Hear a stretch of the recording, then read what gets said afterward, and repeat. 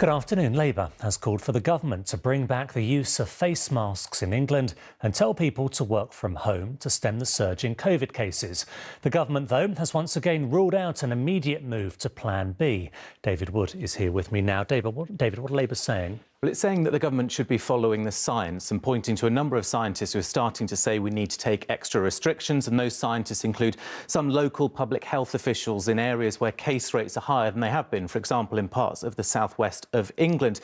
And they particularly refer to wearing face masks in crowded areas like public transport and inside shops and in big venues, as well as people working from home more if they can do. These are all part of the government's Plan B for the autumn-winter, but I'm told by Downing Street that there's no need for it at the moment. Case rates are where we'd expect them to be. But the Chancellor, who's preparing for his budget this week, couldn't avoid questions about whether now is the time to move to Plan B. At the moment, the data does not suggest that we should be immediately moving to Plan B. But of course we will keep an eye on that, and the plans are ready. We outlined them way beforehand to make sure people knew what possible options would be for the winter, which we said would be challenging. So what the government is pushing today is that people who are eligible for their booster vaccines should get them. The NHS has just said that 800,000 people have had their booster jabs in the past 3 days alone. And also parents are being urged to use half-term to get their teenage youngsters vaccinated if they haven't done already. There is also a hope that half-term could mean some of the chains of transmission are cut. But if things don't change soon, well, I think there's an inevitability at some point we will need more restrictions in England. OK, David, thank you.